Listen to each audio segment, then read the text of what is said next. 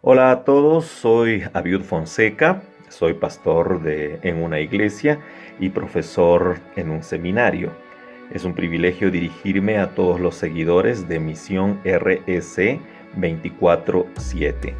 Se me ha pedido reflexionar con ustedes respecto a un tema bastante particular, el otro lado de la realidad con Jesús en nuestras vidas. Una de las cosas importantes de nuestra realidad, una de las configuraciones más primordiales dentro de la realidad que nosotros vivimos, es aquella que ha generado una serie de ideales para decirnos qué es una persona verdadera o qué es un ser humano verdadero. Hay muchas idealizaciones que generan una idea de lo que en realidad es ser un ser humano. Tal es así, por ejemplo, que un verdadero ser humano es aquel que goza de buena salud. Es por eso que en nuestra realidad se discrimina mucho a las personas que sufren de algún tipo de discapacidad o a las personas que están sumidas en algún tipo de enfermedad como en nuestros días, porque son vistos desde una perspectiva de la debilidad, de no haber alcanzado esos ideales de persona. En nuestra realidad, un mejor ser humano es aquel que logra tener, por ejemplo, más conocimiento. Es por eso que cuando hay personas que más bien no tienen las oportunidades de la educación, no tienen una buena referencia educativa, entonces son vistas también con una especie de discriminación. Existen otras formas en las cuales podemos darnos cuenta nosotros de que hay ciertos ideales del ser humano que nos pintan una realidad y que nosotros buscamos todos los días también alcanzar.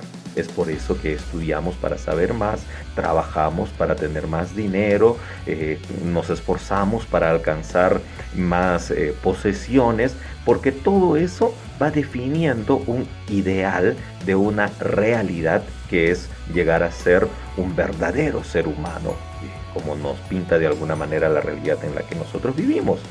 Eso acontecía también en el tiempo de Jesús. Y en el tiempo de Jesús también se había imaginado que un verdadero ser humano era una persona importante, varón por cierto, que tendría que tener bastante educación y sobre todo cuanto más posesiones o riquezas tenía y a la vez también cuanto más religioso era, tenía que ser el perfecto ser humano, el que alcanzaba la recompensa de Dios, el hombre justo.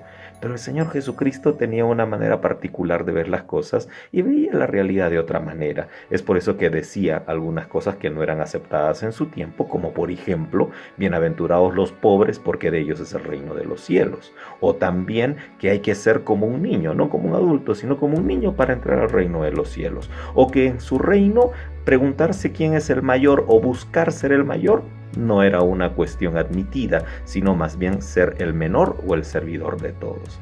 Es por eso que en Lucas, el capítulo 18 y 19, aparecen dos historias a las que quiero referirme brevemente. Es la historia de dos hombres, uno en el capítulo 18 y otro en el 19, que buscaban ese ideal de persona, ser principales, ser ricos, conocedores y a la vez tener poder por sobre todos. Al primero de ellos, el primero de ellos se acerca a Jesús y le dice: yo también quiero ser tu seguidor, soy un principal, conozco el texto sagrado y todo lo demás. Y Jesús le dice: vende todo lo que tienes y dáselo a los pobres. Él no pudo hacer eso porque no podía ver la realidad de otra manera, así que se fue. El del capítulo 19, llamado Zaqueo, también vivió una situación similar. Y Jesús le dice: vamos a tu casa, devuelve todo lo que tienes y devuélveselo a quienes has robado y la salvación habrá llegado a esta casa. El segundo, Zaqueo, sí logró ver ese otro lado de la realidad y logró también alcanzar la salvación que Jesús había prometido para él y para su casa. Conclusión: ¿qué es ver el otro lado de la realidad? Es ver la posibilidad de que en el mundo haya más justicia, haya más amor, haya más solidaridad, que en este mundo y sobre todo en la situación en la cual nosotros estamos, no pensemos solamente en nosotros mismos, sino que primeramente pensemos en los demás. Así podemos ver la realidad de otra manera, porque Jesús nos ha enseñado que el reino de Dios es realmente aquel espacio donde Dios nos permite ver una realidad distinta.